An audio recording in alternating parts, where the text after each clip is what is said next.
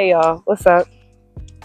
I'm currently out in nature right now, and I wanted to do a roll up and spark with me as we talk about not like you don't know you like don't you know when you have a dream when you I wanted to talk about like not needing to know how to do things in order to pursue things. I wanted to roll up first, and then get into the conversation. So, roll up with me.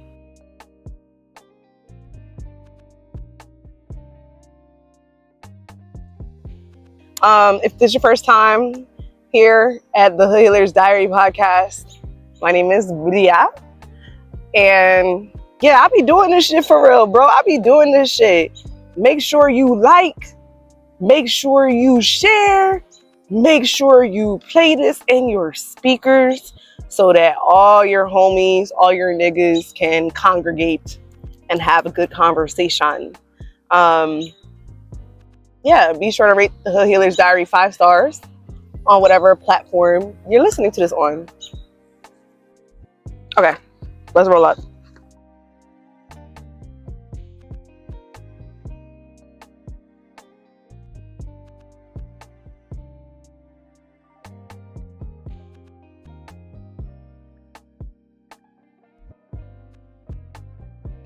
Y'all, it is hot as balls outside in Philly right now. Bro, I woke up this morning to go out on my patio. First off, I went on my patio with my titties out. Whoever saw it, congratulations. I went out with my titties out because it was hot. It was 92 degrees at 8 a.m., bro. And like, I can't be too mad because, you know, like, I've been wishing for this. I've been wishing for this. So I'm like, I'm not mad at shit, but like, this the kind of weather that make you mad at shit. This the kind of weather, like, I feel like when you're cold as shit and you like, your shoulders is up and you walking and shit to your destination, like, that's mad weather. That's like getting mad weather. And then when it's hot as shit, I'm mad. Anything can irritate me, bro. Okay, let me run down my morning. So yeah, I went on my patio topless, as a real nigga should, and I wanted to meditate, and so I meditated and I journaled. But at that point, titty sweat. I mean, rolling like a rolling stone, y'all. And so I'm like, let me take my ass inside, trying to be that girl on the fucking patio, and I'm just hot as shit. And I'm not trying to be that girl, y'all. I'm just like that. Yeah. Then I get dressed and shit. First off, I'm like, bro, I can take a fucking shower. Like, I was hot as shit, bro. I took a shower and then went to the mother effing I went out because I wanted to go get something to eat before starting my work day. And I wanted to go get a breakfast sandwich. I wanted to get a bacon, egg, and cheese. Bro, a whole ass process to get the bacon, egg, and cheese, bro. I just had to fucking forget. I had to give it up. And I was pissed. Sweat rolling down my ass crack from my back. And I just took a shower. Like, what more do you want from me, Mother Nature? Like, what more do you want from me? But, you know, I'm gonna respect her because, like I said, I wish for times like this. So I can't be too fucking mad. My day was pretty good, though. I really enjoyed today. It was like a no work day. So I was able to just relax. We're going to get into so much with this episode. I'm actually really excited. This one has been sitting in my journal for a little bit. Because I originally recorded a video, and the video was good shit, bro. My humor was on a beam. Bro, when I played that shit back, bro, Why did none of the audio record? Microphone mic'd up. I was mic'd up. I was and that's my spitting the shit body language. I was spitting the shit and ha ha ha, all about the whole entire video. Like I was really feeling that video. It was good. I really enjoyed the routes that I took in that video. And then for all that, just for the audio to not save. So that pissed me off. So I really needed to take a break before revisiting this topic. So here I am. But yeah, let me lock in. Let me finish rolling up and then we can get started. Uh-oh. I know I got a bruise. I didn't even know I could bruise. That's weird. Okay. Yeah, bro. Let me just lock in, twin.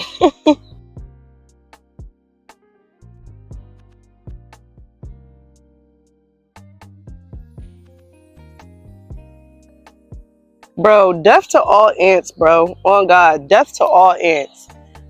Like, I'm tired of ants. Ants have easily become the bane of my existence this summer. I never hated ants so much until this summer.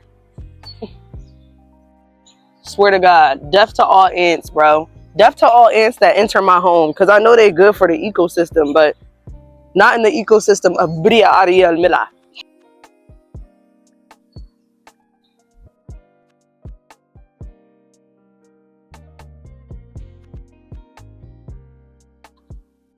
All right, y'all, we got it rolled. Maravillas. Oh, fuck no.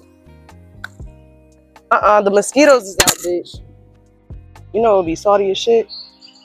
And I literally did the salty thing. I knew I did. Damn, yo. All this and I fucking forgot my lighter, y'all. I knew this would happen. Should I go ask those men if they got a lighter? I don't want to ask nobody for their lighter. I'm gonna ask.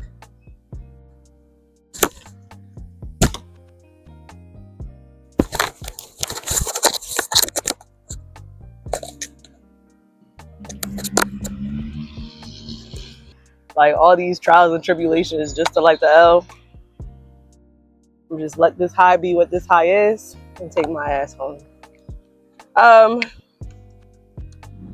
Anyways, I don't need to be too high for this conversation regardless. But first thing I wanted to start with was because it's Pride Month, I want to talk about flirting with women. Okay? I want to talk about why the gays are scared, why why the gays get nervous, why the gays have social anxiety, and maybe some tips to like overcome that. Because I would like to consider myself maybe an assertive femme. That's how I'm in the relationship that I'm in now. And that's how you put yourself the fuck out there. I know that it is nerve-wracking to get rejected, and the possibility of getting rejected, it hurts your feelings, but I promise you, getting rejected, you won't be fucking thinking about that 10 years later. Hopefully you're not. Hopefully that rejection redirects you and, you know, isn't on your spirit or heart for so long that it starts to give you the illusion that you aren't worth love, worth partnership, worth friendship, worth opportunities that you deserve. The only way that you're able to really receive those opportunities is to put yourself out there. As the saying goes, like, closed mouths do not get fed. And yeah, but I also know that there are times in which people just don't know what to say. I would just like to offer y'all some tips. It really could be simple. I think that it doesn't have to be as hard as it sounds to flirt with the same sex. Now, I think with women's, I feel like a lot of us have had experiences with men where they're just easy. Like, men are fucking easy. They will very much go after anybody that they can. And we also know how men typically handle rejection.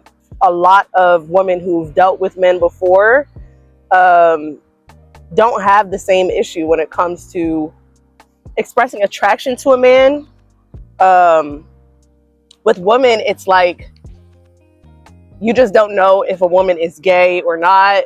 You don't want to feel embarrassed by finding out that she's not. I know there's a lot of gays out here. I was about to say us, but I'm not one of them. A lot of gays out there who like to torture themselves with straight women. We'll probably get into that into a separate episode. I'm not gonna lie. But yeah, with women, there's a lot of pressure that we may put on ourselves. A tip that I'd like to offer: if you see something you like, yeah, and and it's looking good, it's looking good still, there's no harm in paying someone a compliment. And I think that a lot of people are scared to give people compliments. I don't know why. I wouldn't consider myself a socially anxious person. Like, I do like to talk to people. There are times where I feel shy, which are normal. But bitch, if that's a mosquito, bitch, run the fuck up. Don't run up, please. Like, please don't run up. Please don't run up. I'm begging. Please. I mean, yeah, like I think a lot of socially anxious people feel scared to pay someone a compliment, even though it's like, what exactly is the fear? Because everybody loves a compliment. I think some people, don't take compliments, well, and in that case, they're quick to brush it off. But I've never seen somebody get punched in the face for giving somebody a compliment. I don't see what kind of rejection a person can feel from giving someone a compliment. It could be very one-sided. You don't have to receive one back, but to give one is nice, and it feels good to, make somebody else's day, especially women. I love calling women pretty. I love when women call me pretty. And I think especially if it is a woman that I'm attracted to, it could be as simple as body language, y'all. Like going up to someone and saying, yo, going up to someone and saying like, I've really been looking at you all night and I really like what I see. You look good. I like and then you start to compliment the things. I like the rings. I love your nails. Like, you just look absolutely amazing. And then you see how I'm looking them up and down? Did you catch on to that? How is your body communicating that you're interested? Because sometimes it's not just, okay, staring at someone across the room, glancing at someone and then looking away, but maybe like that eye fuck across the table or across the room. It's kind of cute in the beginning, but I think the cutest thing that you could do is to go up to someone and introduce yourself and not have a lot of pressure. Like, you could just tell someone simply, you look beautiful tonight. Like, I would love to get to know you. And I feel like the fear that a lot of gays have is just the I don't know and the uncertainty of what would happen. But I promise you, babe, telling the bitch that you think she's pretty 10 times in a row and complimenting her as if we drunk in the bathroom together, looking in the mirror, that's not going to get you your babe. That's not going to get you your love. I'm going to need y'all to put your puss up. Step your puss up. Step your puss up if you want your puss to be pleased. Step your puss up if you want your puss to be pleased. Hello? Like, what are we waiting for? The fuck? What are we waiting for? Like, I would just say, yeah, like, that's the only way I feel like you can just allow yourself to grow, and to get closer to the people that are for you, is by not letting your fear of uncertainty of how somebody will respond to you, how someone will perceive you, being the disruptor to your blessings. Like, and I say that as well to loop that into the topic. Yeah, just not letting our fears block us from our blessings. I feel like the lives that we want, the love that we want, is all on the other side of our fear.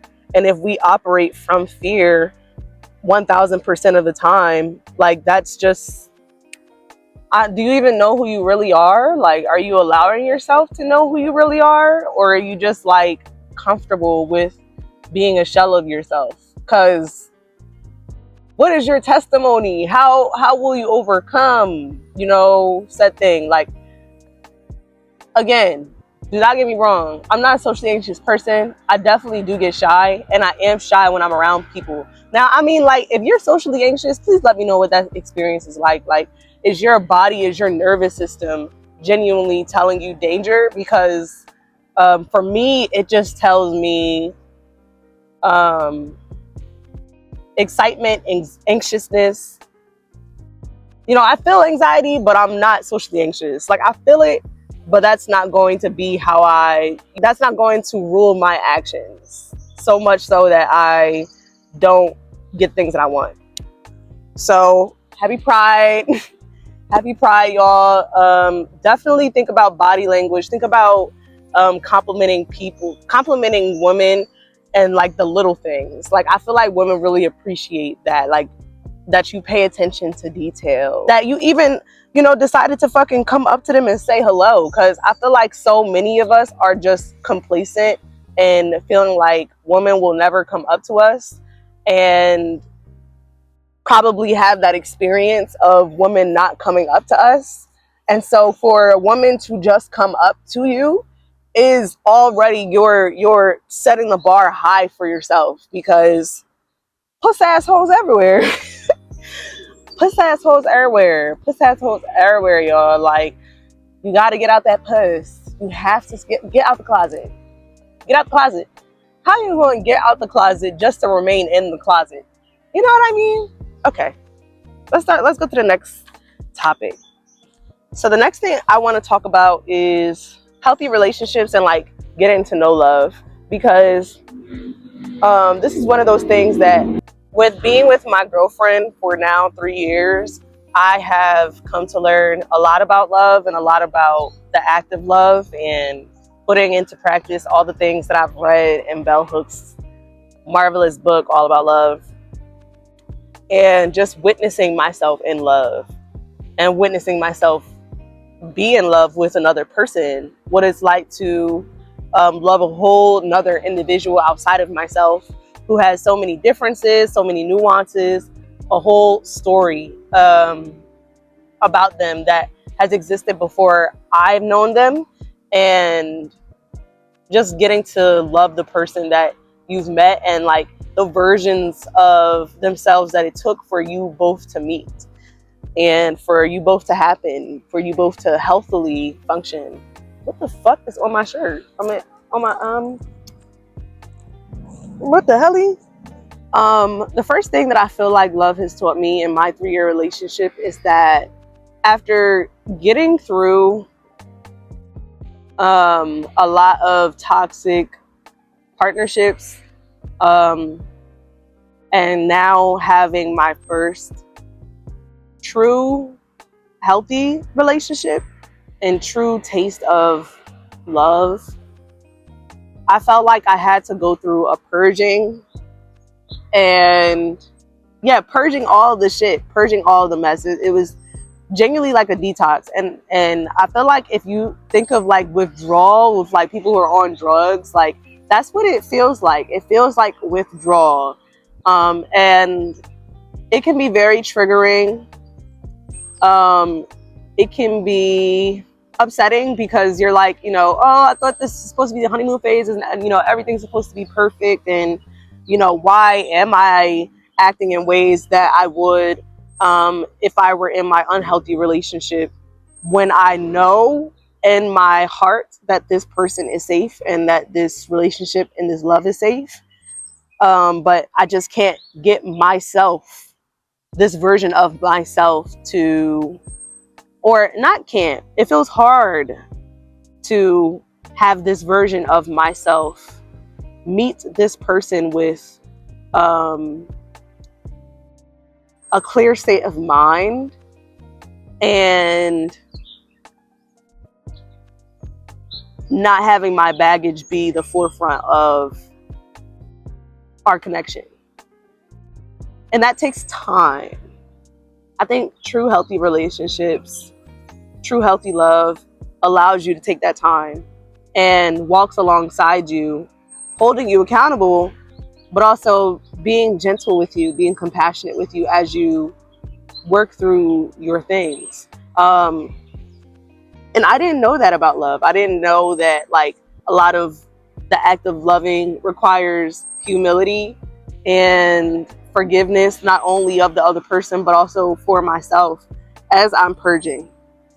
And, you know, understanding a newness of love that I never knew before.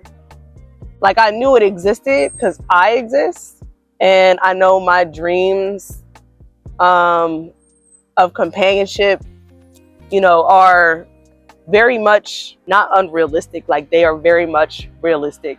And yes, there are some things that the relationships I've been in the past have made me think is realistic, and I act from those expectations. But when I allow myself to evolve without the expectation that I need to be perfect all of the time, or perfect in order to be loved, in order to be worthy of love, then that's when I can really open myself up to receiving true love. And yeah, I feel like there's a lot of like rhetoric that goes around of people saying that I need to like love myself first before I can love anybody and before I can be in a relationship. And to an extent, I agree with that mentality. I get where it's going. It can be a little misguided, but I get where it's going when you're thinking about like the way that I show up for my girlfriend. I wouldn't have the tools to do if I also didn't treat myself with that level of regard, with that sense of self-respect and commitment to nurturing my relationship with myself. I get the point. I get why people say that, but I also think that that kind of messaging can be harmful when life is always changing. Life is healing. Living life is healing. Living life is unlearning. Living life is returning to yourself and fucking around and finding out and experimenting and failing and starting over again with a new plan and failing at that. Like, there's a natural ebb and flow to life. There's a natural yin and yang to life that must also be allowed in our spaces of relationship. Like, I don't understand how people can have like long-term friends or lifelong friends and like, I don't know, not be aware of the fact that like change is inevitable and we will change our minds. We will not be the same people that we once were when we started this relationship. I don't even have that fucking like expectation of myself to be the same person I am currently at 22 in 2025 as I will be in 2035. Like, I don't have that expectation on myself. So why do I have that expectation for myself in relationship to others or with others towards me?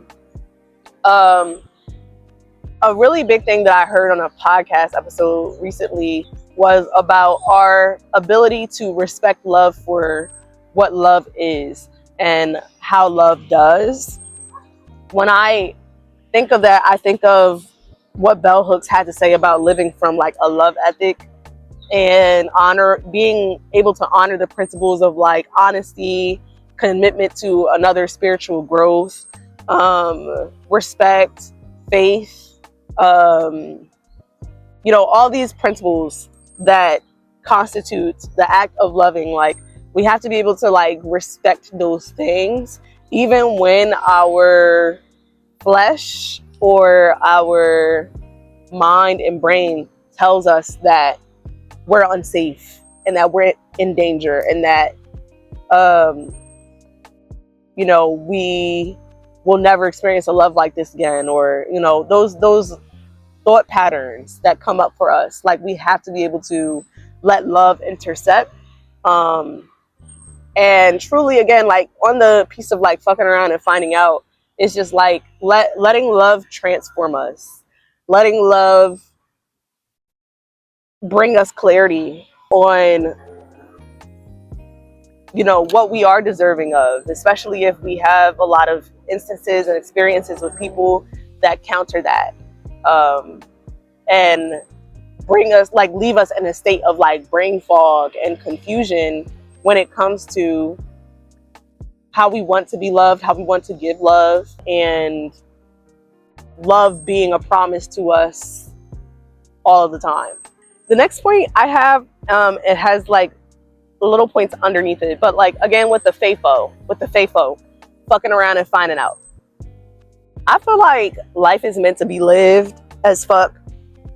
I just recently had my first therapy appointment with my white woman therapist, and I like her because she gives like English teacher vibes. So hopefully, like, things go really well in therapy and like we continue building a good relationship. But I was talking about like the idea of just not reading self-help books. I used to read self-help books a lot when I was younger, and newer to understanding my relationship to God and spirituality. And yeah, now I don't really read self-help that much. I'm a big proponent of just letting life teach you and like truly living and allowing yourself to live and embrace the full human spectrum of life.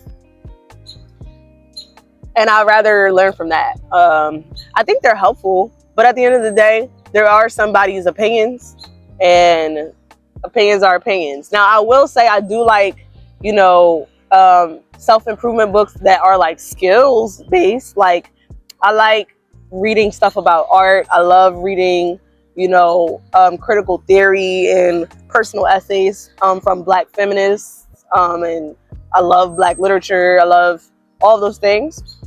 But yeah, like, I think a lot of self-help books are based in like looking for the answer and looking for answers, and fearing to some extent uncertainty, fearing not having the answers and not accepting the messiness of life and the natural ambiguity, uncertainty, gray area of life that exists when you actually start fucking living instead of like reading from a book. And I think, yeah, like, it's just letting life be our guide, letting life be our teacher. And so recently I have been modeling. Me and my best friend went to Philly Pride. First off, big ups to Philly Pride. Big ups to Philly Pride. Philly Pride is really that girl. I don't think New York Pride will be seeing me for a very long time. But Philly Pride is that girl.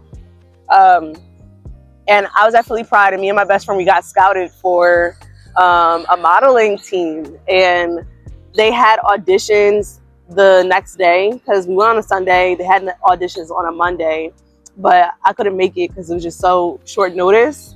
But then they had auditions the next Monday after that, and I went, and I loved it. I loved learning how to model. I feel like I've, you know, constantly been told that I should model. I used to model a little bit in like 2020, 2021, but then I stopped because I was self-conscious. I didn't like how I looked in pictures, and my self-esteem was not that high at the time.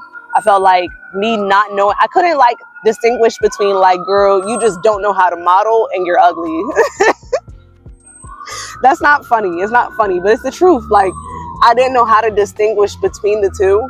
And so I just confused my lack of not knowing how to model for my beauty. And like, that's not true whatsoever. So, you know, I was just like, you know, I always wanted to learn how to model. I always wanted to have my own, you know, runway walk. Yeah, like I've just wanted to learn. And so I went and absolutely enjoyed myself.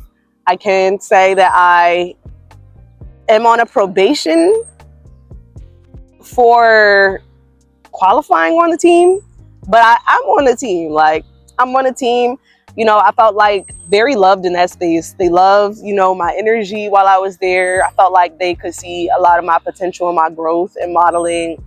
And, you know, I never would have been opening myself up to the opportunity if I was just like, you know what, I don't know, like they gave me like a postcard or something like a little flyer to come to the event. And I could have easily thrown that shit away. Like, I could have easily thrown that shit away. But then I'm like, girl, the auditions are being held right across the street, bitch. You really not gonna go? Like, that's something like where my big sister energy and myself to my younger self is like, girl, like, why not? Like, why not? Like, why not? And I feel like modeling, to me, I think that that's going to be a game changer for boosting like my confidence and you know, feeling very much that bitch, very much divine, bad bitch. And I know how to model walk, bitch. You can't tell me a thing, okay? A thing. I like to do things like that. I like to put myself out of my comfort zone and follow the feeling, especially when it comes to like hobbies. You know, I've always been that way when I was a kid. That's something that I have a little bit of shame around, because just thinking of like commitment and creative paralysis and jumping to the next thing because I don't have the patience to curate a thing. Because I'm not gonna lie, like, even now, like, to this day, that's something I struggle with, of just like sitting down with one thing and being able to have the patience with myself to not be as good in the beginning, because my model walk is getting better. It's getting better. It's only been like 3 practices. My model walk is getting better. But bitch, I wanted to fucking quit yesterday. I wanted to quit. Girl, I went to this fucking practice, had my 4-inch fucking heels on, bitch. My 4-inch heels on. I left practice. My feet were numb. My toes were numb. And that's like, it's all right. Like, you know, these heels hurt. I'm getting adjusted to these heels. It's literally only my 3rd fucking practice. But I have been wearing the heels outside of practice, so that's been helping a little bit. And, you know, I just thought it was normal. But when I woke up this morning and realized, yo, your toes are still numb, I just had to check real quick and be like, yo, it's like, is my shit turning black? Like, is my shit changing colors? Because what the fuck is wrong with my toe? But yeah, I will say that, like, you know, I know for a fact, like, me started modeling literally, 2 weeks ago, compared to how I would be maybe even 6 months later or a year later. Like, I'm going to be completely different in my walk and in my confidence with modeling. And yeah, I'm excited for that. But I'm also like enjoying the journey of it all, of getting to that point, because it's very much humble beginnings. Like I said, my toes are numb. I'll be breaking my ankles at practice every single time I go. I'm falling a lot. And just, I look foolish sometimes, but I remember that like the CEO of the team came for a practice and kind of like, you know, let down my guard a little bit when he said that, you know, you're allowed to be foolish. And that's a prophecy. I'm not gonna lie. I remember I went to this cafe one time at college, and they used to write affirmations on the cups. And one of the cups said, you're not obligated to always be the best version of yourself. And I really fuck with that. I fuck with that mentality. I feel like that kind of mentality helps you to not take yourself too seriously and not take yourself personal and not take life personal. Because I feel like, yeah, like, I'm allowed to look foolish. I'm allowed to not always have my shit together. I'm allowed to learn and grow. And I think when you give yourself that space and that compassion and that grace, you're really able to expand and to get comfortable with yourself and accept yourself. And accept that if we knew everything, this life shit would not be as fun. I probably would have, like, a long time ago, and not on no like sad shit or like, you know, there wasn't a space in time in my life. There was kind of slightly where I felt that way, but like not to a point where it was super duper alarming for me, where I had to like receive help for it for a long period of time. But that's like, I would not like find this shit interesting, captivating, worth living, if there wasn't that uncertainty that I also hate. And sometimes, you know, I have an unpopular opinion. Like, sometimes I feel like we should allow ourselves to hate some things. You know, it's okay to be a hater for some things. You know, it's okay to hate some things. It's okay to, like, I feel like if you're able to experience love, we're also very much capable of experiencing hate. And so it's okay to allow yourself to hate things that aren't harmful.